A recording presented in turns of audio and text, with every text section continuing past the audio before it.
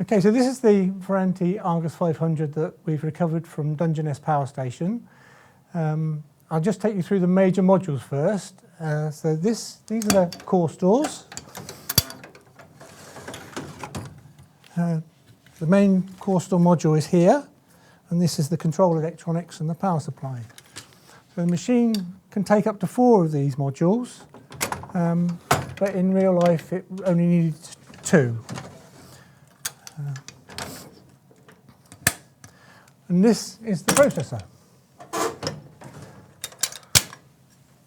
And this is big and heavy. You can see the connectors there. This is the connector to the outside world, referred to as the 306 way.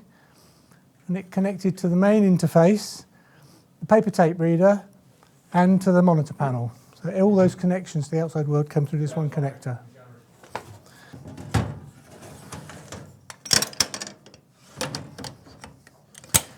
All the other modules in here are all powered by a single power unit here, which is an inverter. So it takes DC from the power supply at the bottom, and using an inverter technology, it converts it to the different voltages for use in the processor and core.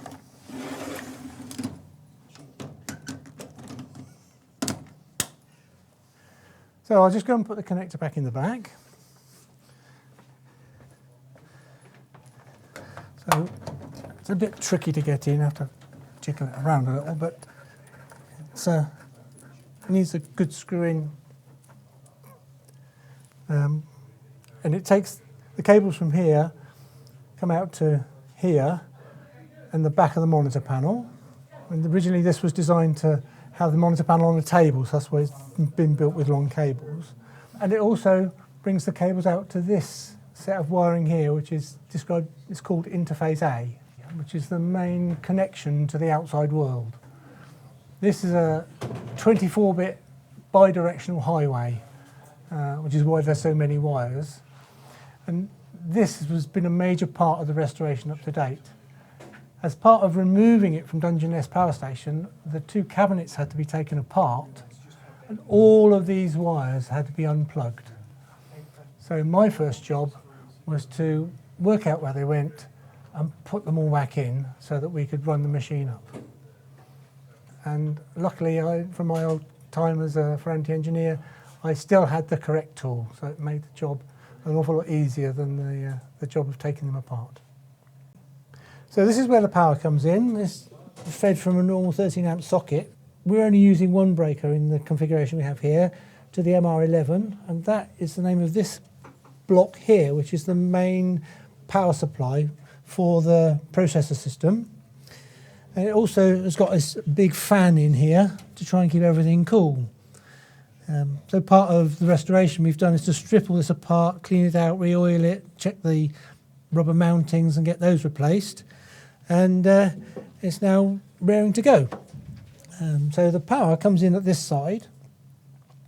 With some relays inside, it then sends power back out of some of these cables for power to some of the peripherals, and also provides DC through these cables up to the back of the long power supply that sits behind here to power the processors. Inside this module there's also a battery, which we've had to remove at the moment, but so that the system can power down in an organised manner if it loses its mains.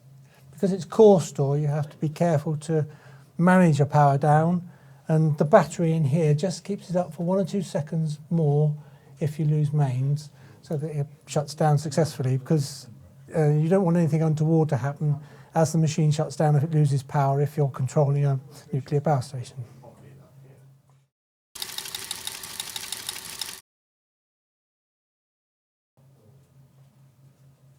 Okay, so now it's ready, we'll turn it on.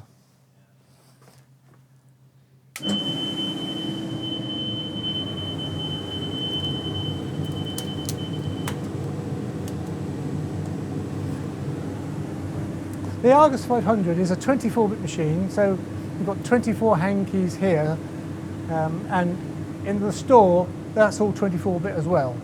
So although it says 16K on here, That's 16K words. It's 3 times that for bytes. As an engineer, one of the first things that we do coming to a site to see what was wrong was do some manual instructions. So using these hand keys, you can do each instruction in the instruction set directly in the processor. So for instance, one of the simple things we would do is an 06 instruction to add 1 to whatever's installed. So looking in what's in store, if I use manual and press single shot, you can see here every time I press single shot, it adds 1 to the value. And you can do a subtract with an 07 and it counts down. Very simple. If I press in run, it counts much quicker, and you can tell from the fact that it's still counting that it's counting successfully. If there was a problem in the core store, most commonly this would only count up to where the fault was and stop, and none of the other bits will be changing. Of course, it's a logical processor, so you can do logical functions. So if I want, we can do a shift of that through the register.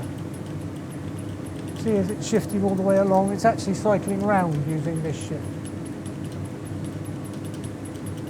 And by doing just a few simple instructions, it gave us a real pointer to where to start the diagnosis if the machine was just completely dead.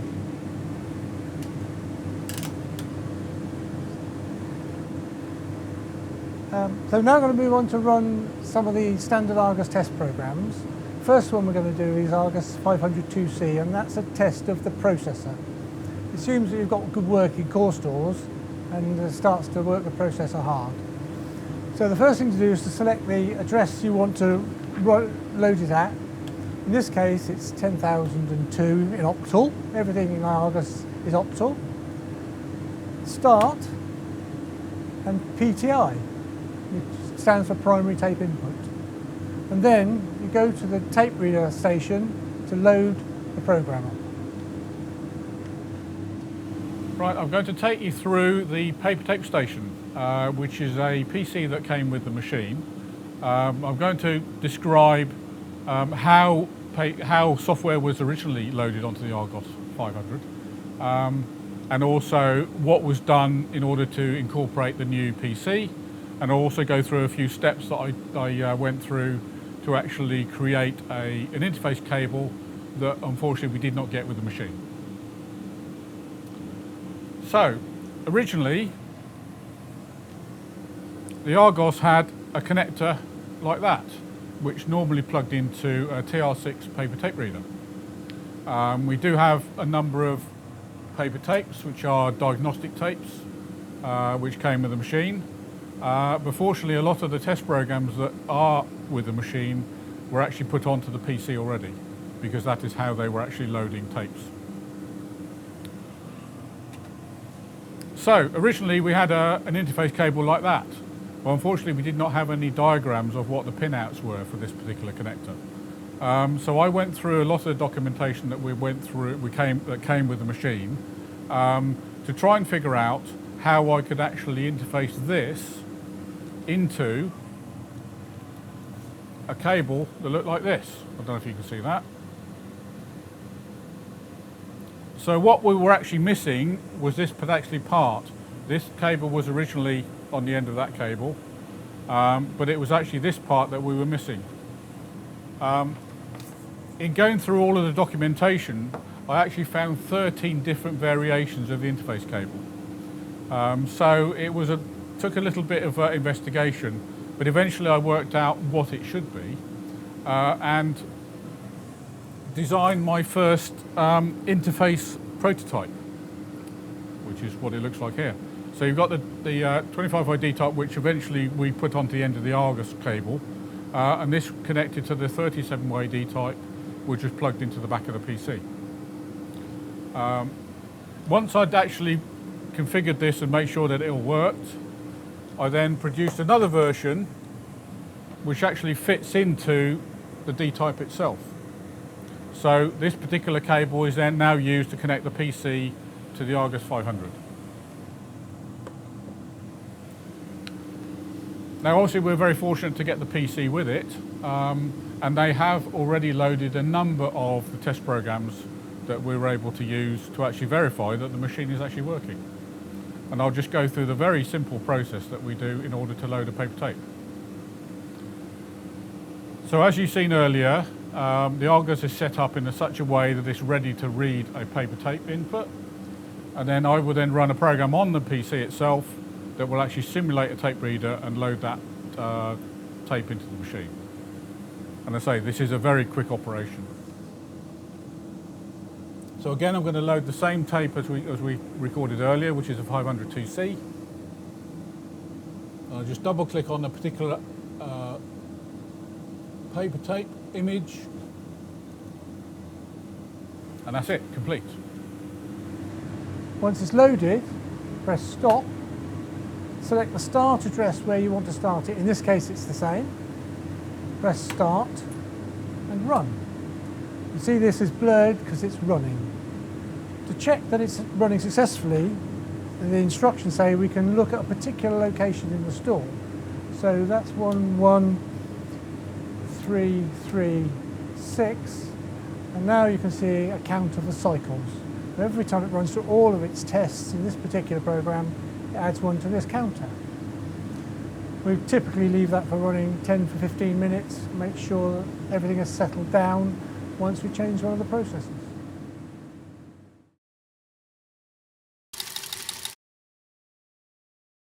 My name is Peter Vaughan, and I've been a volunteer at the museum for 14 and a half years. My name's Malcolm Clark. I worked for Ferranti for over 20 years as a field service engineer. I was coming up to retirement and thinking what to do, and was interested to see if any of these old computers that I worked on for the 20 years were still in existence, or what happened to them, or if there was one working I could go and see. So browsing around the internet, I found on the National Museum of Computing's website, there was a picture of one of the monitor panels from an Argus 500, and it was quite a surprise to see it after so long. So I got in contact and realised that they'd recovered an Argus 500 from Dungeness B power station in Kent, and it was in parts in store, and they were looking for somebody to help them restore it. You could see from the picture had a faulty message on it from 2013, and so the first job that I did was to get them to send me it to home, because we were in lockdown back 2 years ago, February, and I took it apart and restored it, found the bad connection, and that really became the start of putting the machine back together here in the museum.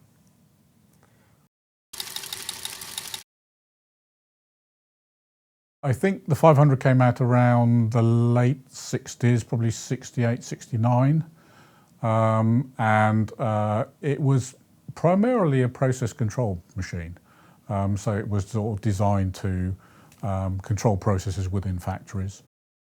They also had them in scientific establishments, running things like X-ray diffractometers for analysing things, because it was very good at gathering data very quickly. This one ran a pair of nuclear power stations in Dungeness. It was switched off about 3 years ago to be replaced by new control room computing, but that never actually got used to generate power. As part of the shutdown at Dungeness, they discovered other problems with it, so it was never actually run up again. So the Argus 500 is the only machine that has ever run that power station. The technology for the storage is core store, and you'll find a lot of machines of around the 60s, early 70s use that kind of technology. Primarily it's small ferrite cores which have wires through them, and you're able to flip the core from a 0 to a 1 and be able to read and write to that memory. The processor itself is all integrated circuits. There's no microprogram in it. It's all hard logic, hardwired logic. And it's made out of a technology called DTL, and it's using a series of chips that Ferranti also made called Micronaut 2. One of the strange things about the Argus is that everything's upside down. It uses negative logic. In traditional electronics, a level 1, a number 1 binary, is a high voltage level. In negative logic, a level 1 is a low logic level. That means that instead of your logic being made up of normally NAND gates, which is how you'd make logic circuits, these are made up of NOR gates, all made by Ferranti themselves in their own labs.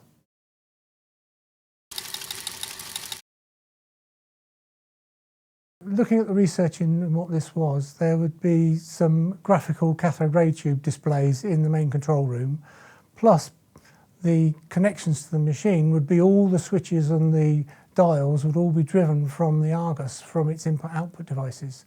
So it would control the control room monitors in the same way it would control the actual relays and the plants out and the controls on the valves out in the plant.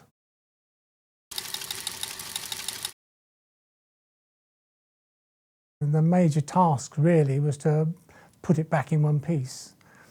The power station had changed since the time this was put in, and they were left with just a small 2 or 3 man lift to move it.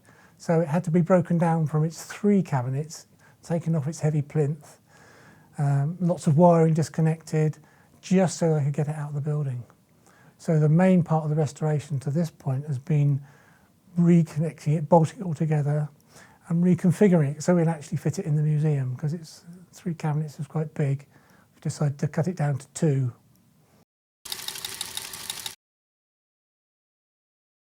Ultimately, we're looking to put it in the museum in place of a static Argus 700 that's there at the moment, to be a live exhibit, and potentially make it a pseudo power station and connect it up to the TAC, which was also recovered from a nuclear power station in Wilfer, and make an exhibit that you can see these 2 old machines talking to each other.